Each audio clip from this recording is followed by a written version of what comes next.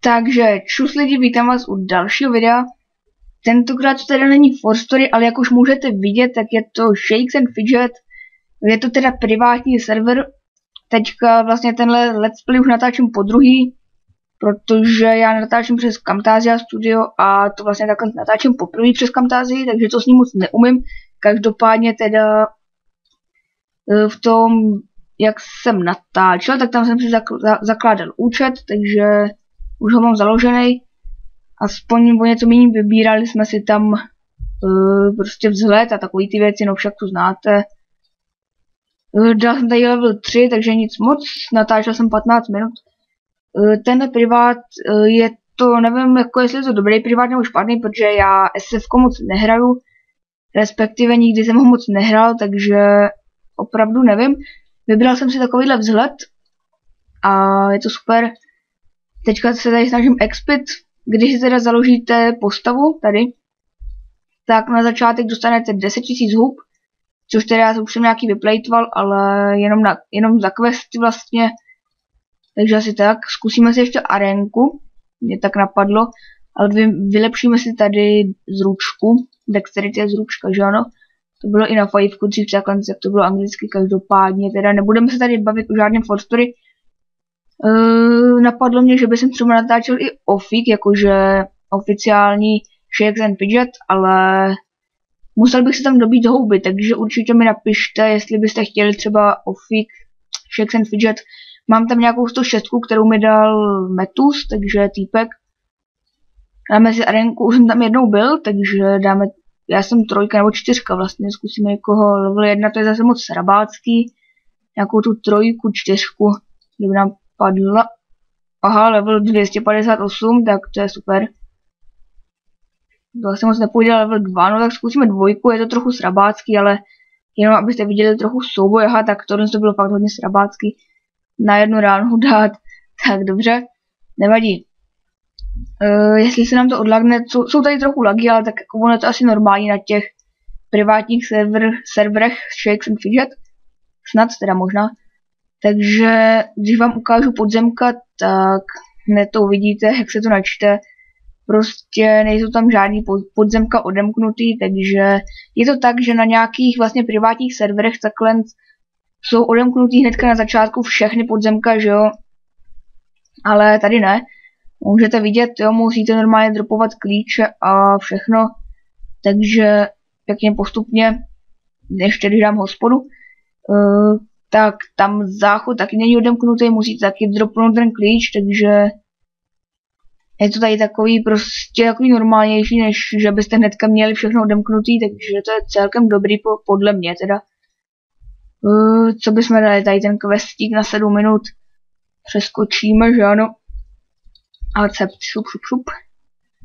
Jinak můžete si všimnout, že v hospodě jsou asi všechny věci, co tam být můžou, takže nevím jakoby jaký je to privát, jestli je to český normálně, když tady je to anglicky, že ano. Nevím jakoby kdo je majitel, ale to je celkem jedno. Na Facebook mi to někdo poslal, takže to mi ještě připomíná, abyste si mě opět přidali prostě nebo na Facebooku spíš do přátel, ano. Takže popisek, všechno v popisku, všechno tam je, opravdu všechno, skoro všechno. Takže počkat, mohl by tady být zvýšený trochu expení, já nevím, jestli to tak jako je zvýšený nebo není, ale připadá mi, že ne, protože už tady expím takových přes 20 minut a jsem pořád nějaká ta 4 nebo 5 vlastně už teďka možná. No ale tak to nevadí, koupíme si ještě nějaký zvířátko, ještě vlastně na nic, no. Ale to nevadí, koukneme se, jestli jaký tady jsou zvířátka, jestli tady vůbec nějaký jsou, nějaký mounti.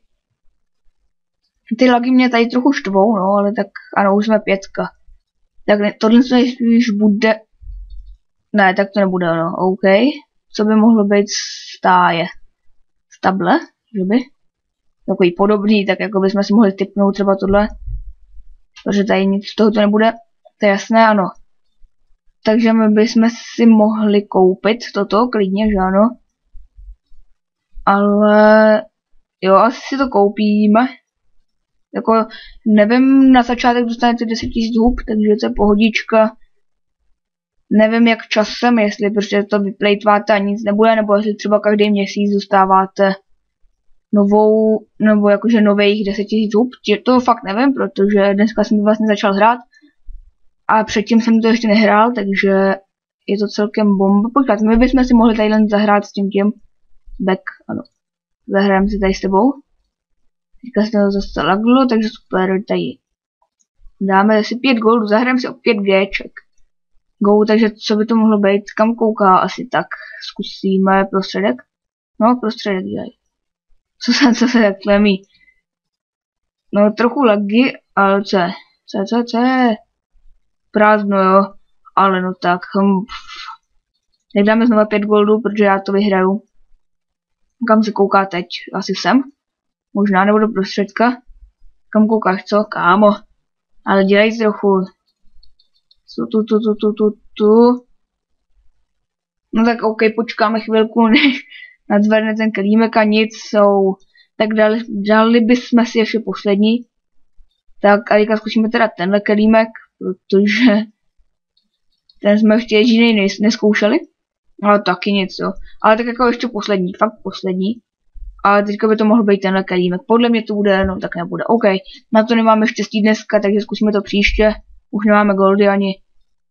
No, co je tady quest na 15 sekund, to je taky bomba. No vlastně já mám toho mounta, takže proto. Jinak by to bylo asi na díl, to je jasné, ano. Skip. No, jak jsem říkal, můžete sem přijít klidně. Je to tady celkem dobré. Já jsem jakože se v moc aktivně nehraju. Nebo nikdy jsem ho nehrál, asi tak bych to řekl, protože jsem maximálně dal level 50. Nebo ani ne vlastně 50, já nevím, nějakou 48 možná, nebo tak něco. Teď, jak jsem dostal vlastně od Metu se tu 106, tak od té doby to trochu hraju, ale pořád to jako nic moc, protože třeba ani nevím, půl věž, třeba prý tam je nějaká věž a vůbec nevím jak, kde, proč a takový ty věci, takže o tom nic nevím. Nebo například ještě se odlagne, tak ukážu Weapons Shop, no Weapons, něco takového. Tak tady, když si protáčíte equip, tak nějak, prostě byste měli poznat, nebo nevím, jestli byste měli, ale já to teda nepoznám, co je hnedka na první pohled, prostě co je, no jak se jmenuje epic. Tohle je třeba epic nejspíš, takže to si asi vezmeme, nebo ne. Docela na nic, jsem 5. Vezmeme později, nebo si to vezmeme, to je jedno. Máme dost, takže pohodička. Dáme aspoň, už máme brnko. Jo, a jako když to protáčíte, tak já nevím, já bych třeba na první pohled nepoznal asi, co to je, nebo co je epic. Jestli vy to poznáte, tak mi napište do komentářů, jak to poznáte, protože já fakt netuším. No, mně připadá všechno stejný, takže asi tak. No, jak už to nechci jako protáčet zase, takže dáme hospodu. Šup, dej hospodu. Tak, super. Vécko teda, to je taky zamčený, ještě když to ukážu. Jestli se to opět načte, tak ano, vidíte. Musíte najít nějaký ten klíč od levelu 100, takový ty věci. No, dáme si ještě questík. Nějaký hezký na 3 minuty, to bude tak akorát.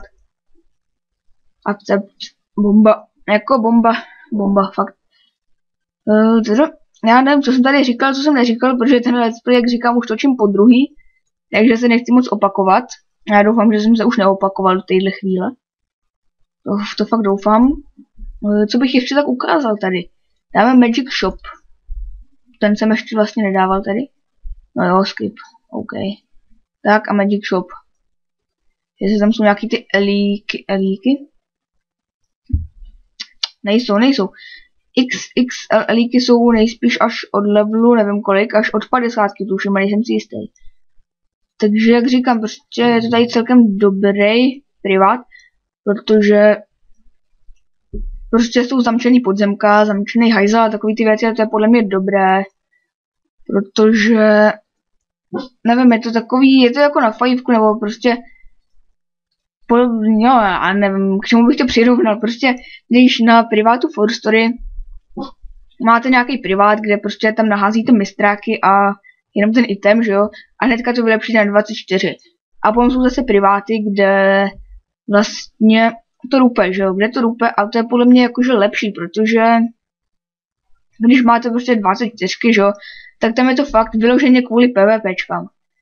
Neříkám, že je to špatný, ale samozřejmě kdo si chce zkusit PvPčka, takový ty věci, tak to je dobrá věc pro to asi, ale prostě když si chcete tam jakože hrát, nebo když tam chcete hrát a třeba obchodovat, nebo prostě nějak se zlepšit a být tam třeba lepší hráč než ostatní, tak je podle mě lepší, že to nerupe, no a to samý je tady prostě. Jak já to tak koukám, tak je to bomba celkem. Co je to den toho, jako to je nějaká věcička, nějaký kroužek, ten si vezmem. Jenom to teda trochu laguje, ale tak, no teďka už to ani tolik nelaguje, koukám. Hop. No tak trochu, dobře, trochu, tak to byl prstínek, a myslím, že to byla věc. OK, počkat, my tady máme nějakou hodně náhrdelníků. Tady je zručka a štěstí. No, tohle to prodáme, boty na sebe dáme. A ještě skočíme prodat ty náhrdelníky. Jestli se to opět načtem. Ano, dobré. Dobré. Říkají, jsou dva oba. No, nevadí. Dáme si ještě arenku. Dáme si arenku tak jako na konec videa. Já doufám, že se to zase nezruší tohle video, protože to by byla fakt už škoda. Tak co bude? Se tady laglo a pohodička, jo. Dobře, no, tak ten druhý náhradník tu necháme, dáme si třeba s dvojkou, to ne, to je moc rabácký. Nějaký větší level. No, tak 13 to je zase moc velký level. Dvojka malej, dvojka. Sami dvojky tu jsou. To je? Tu není třeba nějaká 5, 4 nebo tak něco. Není, tak jako co? No dobře, tak až dám dvojku, a ne, teďka se to zase laglo. Ale to nevadí. Jak říkám, no teďka ještě jedničku, dáme si ještě s jedničkou, ne? No, počkej, dáme charaktéra, dáme postavu. Doufám, že se to odlagne tak trochu. Češi tady zřejmě jsou, protože už vidím druhýho člověka, co za jménem má CZE. Takže to je v pohodě. No, takže, jak můžete vidět, je to celkem dobrý privát. Doufám, že se vám teda líbí i takovýhle z videa. Určitě teda, pokud se vám video líbilo, tak dejte like. Pokud ne, tak si nastavte, protože nechci tady žádný dislikey. A no, komentujte, sdílejte a všechno prostě. Takže u dalšího videa prostě čus.